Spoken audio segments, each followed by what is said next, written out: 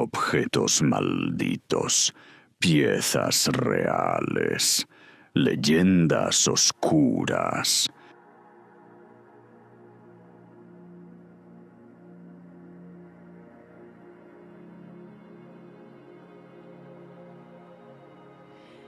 Bueno, pues ya estamos aquí.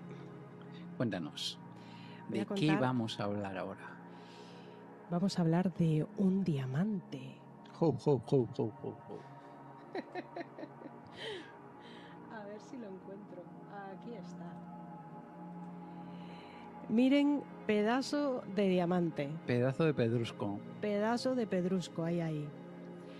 Y hay que decir que este diamante que veis en la imagen se llama el diamante Hope. Es un pedrolo. Interesante. Un pedrolo azul espectacular y es una de las gemas más famosas del mundo. Y por supuesto es una pieza que casi inestimable, que esto es imposible de calcular ni el valor, ni de medir, ni de tasar, ni nada. Y ha sido durante más de un siglo, ha sido una de las joyas más asociadas a la mala suerte. Ops. Hops. Esta voy a quitarla para que nos vean a nosotros, que estamos muy guapos. Sí. Está en uno de los museos más importantes del planeta, que es el Museo Nacional de Historia Natural de Smithsonian en Washington. Hombre, ahí trabaja Temperance Brennan, la de la serie Bones. La serie Bones, la serie Bones está por ahí. Es un diamante, van a ver que chiquitito, pesa unos 45,52 quilates, tiene ese color azul grisáceo oscuro, está sobre una talla antigua tipo cojín brillante y rodeado por 16 diamantes blancos. Vamos a ver. Casi nada. Vamos a ver. No, pero espérate. Y si eso no es suficiente, la cadena que lo sostiene lleva 45 diamantes blancos más. Pobre cuello de aquella persona que lo llevara. Pobre cuello, esguince entrenando. cervical en 3, 2, 1. Que va, tendría el cuello como los de Fórmula 1. Sería como Ahí, el cuello de Fernando Alonso. Exacto, entrenando arriba y abajo. No, es que me estoy preparando para la joya. En aquella época todas las mujeres ricas tenían unos cuellazos Cuellos así de toro. impresionantes. Pues estamos hablando de esta joya que es histórica, es rarísima, está llena o sea, no se vende, ¿eh? Por si alguien, O sea, alguien quiere comprarlo con calderilla, ¿no? no se vende. Aunque, por supuesto, que si se meten por ahí por la web, la gente le pone siempre un valor a las cosas y le ponen cientos y cientos y cientos de miles de millones de dólares. Porque no solamente es el valor de la joya, sino de la historia que hay detrás, ¿no? Bueno, pues algo peculiar de esta joya, que es maravillosa, es que la voy a poner otra vez porque quiero que se imaginen lo que va a suceder. Miren, esta joya del color azul tiene su magia, aunque no lo parezca, porque dentro tiene pequeñas trazas de boro, dentro de la estructura del diamante. Y cuando se expone a la luz ultravioleta, el Hope puede emitir una fosforescencia roja durante unos segundos. Así que imagínense este pedazo de diamante que de repente le llegue luz ultravioleta y de repente veis que se pone rojo. Yo creo que a mí al principio me entraría en shock pensando que... A ti te daría miedo. A mí me daría mucho miedo. Seguramente ahora saldrías sabiéndolo no, pero tú imagínate, estás solo en la habitación y de repente esto se enciende en rojo y se vuelve a apagar, pues yo infarto. Sí, tú infarto. Sí. Así que, como verán, pues no hace falta tampoco inventar demasiado para que parezca salido una leyenda, porque es que realmente lo parece. Pero vamos a hablar un poquito de su recorrido y por qué lo hemos metido en estas historias. Miren, el diamante procede de la India. Anda. Qué maravilloso. Pasó por manos de Jean-Baptiste Tavernier. Muy bien, lo has dicho muy bien. Bueno, no sé francés, pero más o menos. No, fantástico. Y un viajero, que era un viajero y comerciante francés de gemas, por eso se compró la gema grande, del siglo A ver, V palo palo 1617. Sí, me cuesta. Que llegó a Francia y lo compró Luis XIV, el rey Luis XIV. Sí, y aquí hay un tema muy interesante, un dato, veréis. Luis XIV era conocido como el Rey Sol. De hecho, Luis XIV lo que hizo fue convertir al Sol como si fuera su emblema personal. Y él se basaba en que el Sol estaba en el centro de toda nuestra galaxia, igual que él estaba en el centro de toda Francia y Francia estaba en el centro del mundo, mientras que todos los demás orbitaban alrededor de Francia y Francia alrededor de él.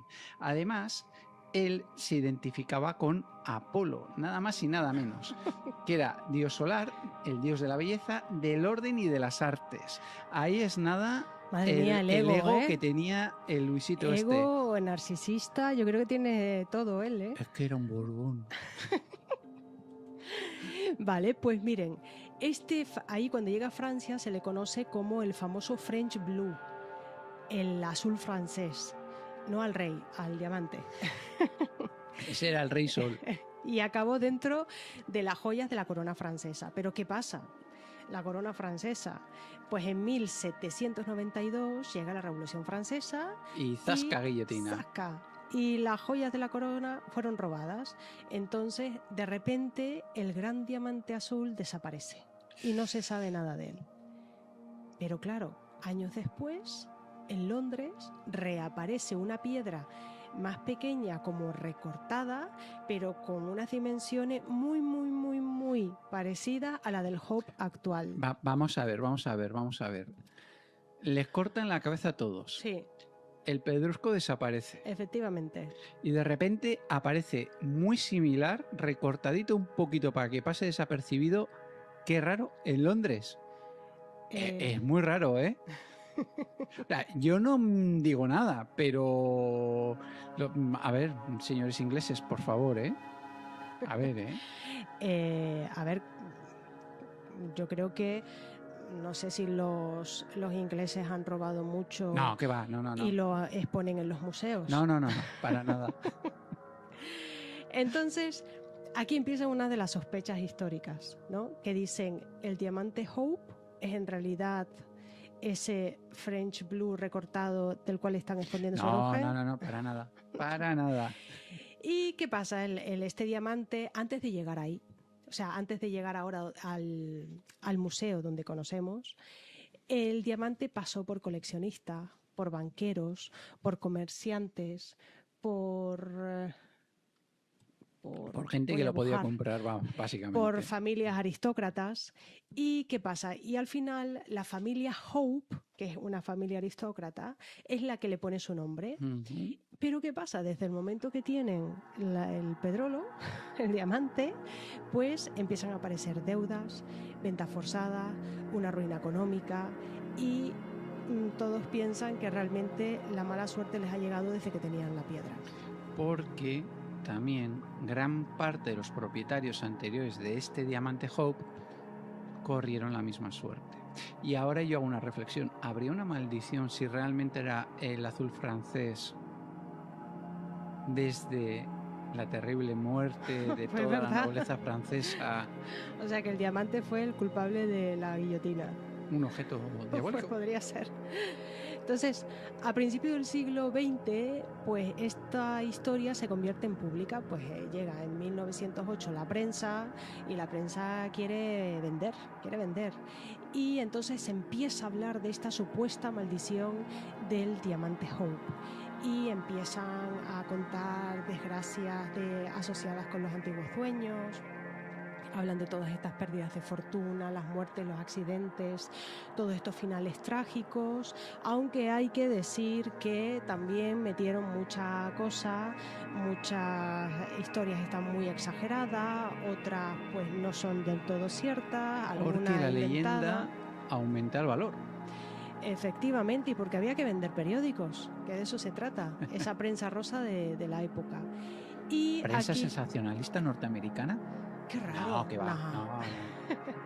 Y aquí entra un personaje que a muchos puede sonar, Pierre Cartier.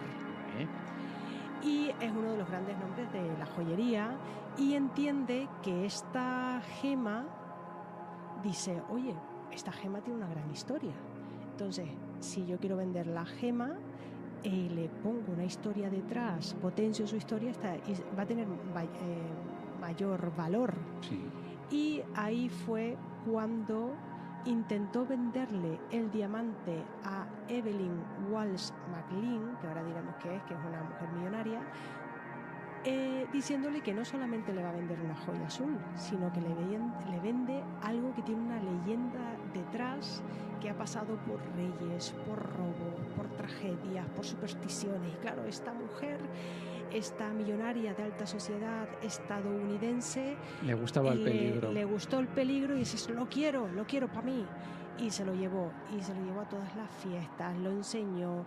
Al final lo convirtió prácticamente en parte de su imagen. Todo el mundo, imagino que no solamente la irían a ver a ella, sino a ver ese diamante que estaba luciendo. Y el pedazo cuello que era capaz de mantenerlo.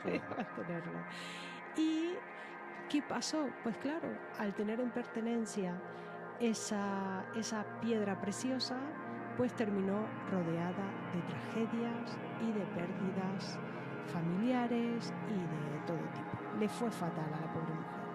Pero claro, aquí tú dices, ¿realmente la maldición es el diamante? ¿Realmente es porque hay una energía sobrenatural que hace que pase todo esto? ¿O realmente es como hace transformar al ser humano, que lo vuelve ambicioso, lo vuelve arisco? A lo mejor cambia la forma de ser del ser humano y es por eso por lo que le llegan tantas tragedias. Puede ser. ¿Qué pensáis? ¿Qué pensáis? Desde luego, el hecho parece que el diamante tiene una carga bastante oscura. A ver, miramos un segundito el chat. De color rojo, Luis XIV le gustaba actuar, muy presumido, nos dice África. Y Daniel, se ve que se ha perdido esta historia, pero no te preocupes que la puedes ver en diferido. Sí. Porque se nos fue, es que está hablando en francés, ¿no? Se nos fue y volvió. Se fue, pero ha vuelto. Gracias, Daniel, por volver. Así que vamos a la siguiente historia con... El muñeco Robert. Me encanta Robert. Y vamos a decir todo positivo aquí. Sí. Con Robert, a la vaca cuidadito. también le gusta Robert. Y por favor, todos en el chat solamente se puede hablar de forma positiva sobre Robert, para que no nos caiga la maldición. Porque hay objetos que la gente mira con curiosidad y hay otros a los que antes de fotografiarlos hay que pedirles permiso. Y ese es el muñeco Robert. Ahí lo tenéis. Mirarlo. Vale, Robert no es un personaje inventado para una película de terror. Es un muñeco real conservado hoy en el Museo Fort East Martello en Key West, Florida. Y lo primero que llama la atención es que Robert no parece un muñeco cualquiera. Mide en torno a 1 metro. Está hecho de forma artesanal y está relleno en su interior con una especie de viruta de madera. Y aparece vestido, como habéis visto en esa imagen, de marinero. En algunas versiones recogidas por la Key West Art and Historical Society, su origen se vincula a Alemania, a la compañía Steiff. Steiff, una compañía que sigue a día de hoy. Y si es algo alemán, tienes que decirlo así, Steiff. Eso ¿vale? ya lo sé. No tengo ni idea. Pero bueno. Si buscan esta compañía, sí es la típica además, de ositos. Eso es lo que me lo has pisado, porque es lo que me encanta de la compañía Steiff alemana, que ha creado un muñeco con carga chunga, que hacen bonitos ositos de peluche. Es que son preciosos, son súper famosos. Lo que pasa es que andan alrededor de 100 euros para arriba, 100 euros por ahí, para abajo. Nada. Son, que entiendo que sea manual y de artesanía, hay que darle el valor a estas cosas, ¿no? Pues este muñequito, el muñeco Robert, se lo dieron a un niño, se lo regalaron a un niño que se llamaba Robert Eugene Otto. Este niño se le conocería más tarde como Jean. Y aquí empieza lo inquietante, porque el muñeco tomó el nombre de Robert. Es decir, hasta que llegó este muñeco a casa de los Otto, el niño era conocido por toda la familia como Robert. Pero en ese momento dijo, no. Yo me llamo Jean como diminutivo de Eugene y Robert es mi muñeco. Como si desde el principio el muñeco Robert fuera ocupando poco a poco parte de la identidad del niño, reclamando su espacio y su lugar en la familia de los Otto. Jean creció con Robert y se cuenta que ambos fueron inseparables, que fueron los mejores amigos. Y cuando Jean hacía alguna travesura, decía aquello de yo no lo hice, lo hizo Robert. Esto al principio puede sonar como una frase de niño, algo Claro, divertido. al principio ve a los niños jugando, pero también los niños dan a veces un poquito de grima algo cuando casi está juegan. gracioso, podríamos decir. Pero con el tiempo esa frase se convirtió en el centro de toda la historia de Jim. Porque Jim nunca dejó a Robert atrás, salvo en un breve periodo de tiempo en el que fue a estudiar a la universidad y volvió. Volvió con su mujer y su mujer siempre se vio apartada por el muñeco Robert. Se convirtió Jim en un arquitecto y un artista bastante reconocido y vivió en su casa de Key West, conocida como la casa del artista, y según la tradición llegó a preparar un lugar especial para Robert, una habitación en la torre, una habitación en la que él, Jim, pasaba gran cantidad de horas pintando sus cuadros. Imaginar la escena. A ver, si estás casado, pero ya con una carrera además de arquitecto, trabajando, casado, tal, y me estás diciendo que tiene el muñeco, una habitación para el muñeco. Donde está prácticamente a diario con él constantemente. Fijaros, una casa antigua, un artista adulto y una habitación elevada, casi como si fuera un pequeño santuario privado para un muñeco de 1 metro vestido de marinero. Pero lo más alucinante de todo es que la gente que pasaba por la casa veía a Robert y les daba un escalofrío porque sentían que era Robert quien les miraba y les observaba a ellos, como si Robert tuviera vida propia. Bueno, Vaca, sí, yo hablo contigo normalmente, pero no hace falta comunicarlo públicamente. Porque la Vaca siempre que pasamos la saludamos y hablamos, pero no es lo mismo. No, para nada, No es porque lo nuestra mismo. vaca tiene poderes telepáticos y habla con nosotros. Efectivamente, no tiene nada que ver. Bueno, tras la muerte de Jean en 1974, la historia se oscurece todavía más, porque los nuevos habitantes de la casa empezaron a hablar de que en el ático había ruidos, risas, sensación de que Robert no estaba exactamente donde lo habían dejado ni como lo habían dejado. ¡Guau! ¡Qué miedo me da eso! Y ahí hay relatos de personas que aseguraban que el muñeco cambiaba de expresión cuando les oía hablar, como si estuviera escuchándoles y estuviera al tanto de la conversación. Quiero indicar que tenemos un short que después pondré el enlace en la descripción. Tenemos un short precisamente sobre el muñeco Robert. Y es más, si queráis que desarrollemos un episodio completo sobre el muñeco de Robert, nos lo decís y lo haremos, nos pondremos manos a la obra, aunque tenemos un porrón de episodios para grabar y desarrollar. Bueno, uno de los testimonios recogidos por la Key West Art Historical Society habla de una sensación física muy concreta, como si de una barra de metal recorriera la espalda al entrar en la habitación de Robert. Y hay otro detalle muy inquietante. Durante una conversación delante de Robert, una persona hizo un comentario burlón sobre Jean Otto, su antiguo propietario. Y parece ser que el rostro de Robert, según contaron, pareció endurecerse, como si se hubiera enfadado, como si hubiera escuchado ese comentario burlón sobre su amigo Jim. Después, más tarde, llegó Myrtle Reuter, la mujer que compró la casa de los Soto. Ella conservó a Robert durante muchos años, incluso cuando se mudó, pero en 1994 terminó donándolo al Fort East Martello Museum y lo entregó no como si fuera una simple antigüedad familiar, no. Lo entregó y afirmó que el muñeco se movía solo por la casa y que estaba embrujado. Desde entonces, Robert permanece en ese museo. Y aquí es donde la historia deja de ser solo una leyenda para convertirse en algo muy vivo a día de hoy, porque Robert recibe muchísimas visitas, pero muchas. Y no solo eso, sino que además recibe cartas. En la web oficial de Robert, sí, he dicho web, porque Robert el muñeco tiene su propia página web.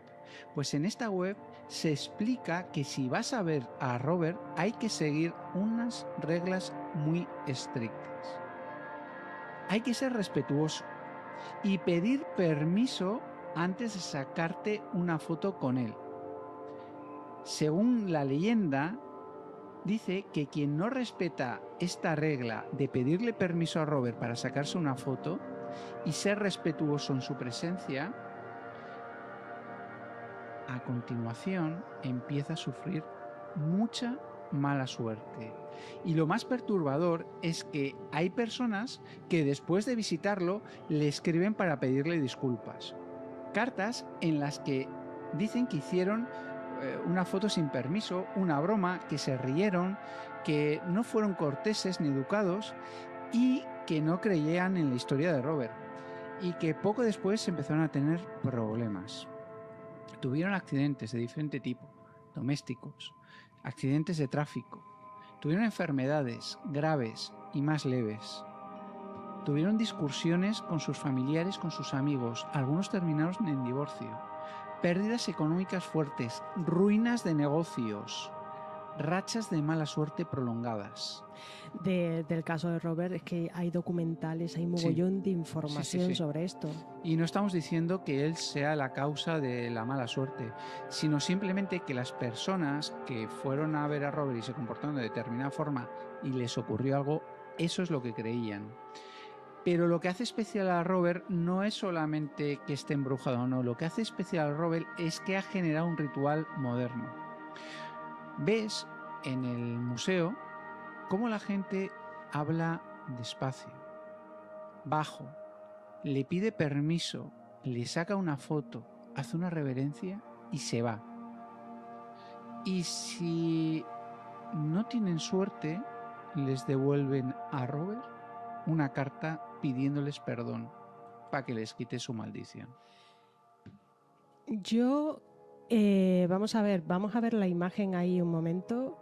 Porque yo veo que Robert tiene en sus brazos un bicho muy raro, que es como un perro feo. Sé respetuosa. Soy respetuosa, solamente que veo que tiene un perro y digo, no, a lo mejor estamos encaminando mal qué es lo que está embrujado. Y es la mascota de Robert. La mascota de Robert. Y no Robert. Y no Robert. Porque... En cualquier caso, discúlpate con el perro de Robert. Disculpa perro, disculpa Robert o disculpa muñeco. No tengo pretensiones de molestar, simplemente tengo curiosidad.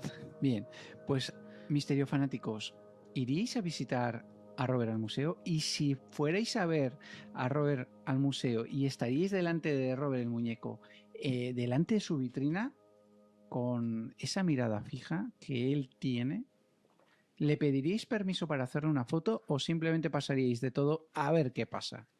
Ahí lo dejo. Yo pediría permiso por si acaso. A ver, en el chat, África, estaría bien que te disculparas y le pidieras perdón a Robert. ¿Ves? ¿Ves? No voy a leer todo lo que ha puesto, porque entonces me mete también a bien problemas con el Robert. Pero la parte que sí puedo leer es... no tengo intención de ir a verlo y menos de hablar con él. Yo la verdad es que este tema yo tampoco iría. ¿Por qué? ¿Para qué ir? Si en te el la puedes ranking jugar. están Anabel y Robert. Es que Da mucho miedo, ¿eh? Da Sí, mucho sí. miedito. Dice Daniel, imagínate que un muñeco en la noche te diga, hola, ¿juegas conmigo? Mira, Daniel, no hace falta que sea en la noche. Yo veo que un muñeco se mueve desde que está diciendo "oh", yo ya no estoy en la habitación. Por cierto, ¿habéis visto el Osito Ted? La película. Es buenísima. Bueno, pero ese es de todo el mundo quiere ser amigo de ese, ¿no? De Mark Wahlberg. De Mark Wahlberg, siempre. Sí. El hombre que no suda. El hombre que no suda. ¿Qué en forma está ese hombre? Pues Daniel, yo sinceramente estas cosas me dan mucho miedo. Me dan mucho miedo. Porque yo siempre estoy en el por si acaso, mejor no probar. A mí, mientras la vaca se siga comunicando así, yo voy contenta. Pero el día que nos hable, vamos, terminamos el podcast. Pues me alegro que os haya gustado la sección, porque nos vamos a otra. a la siguiente y por supuesto vamos a Dentro Cabecera.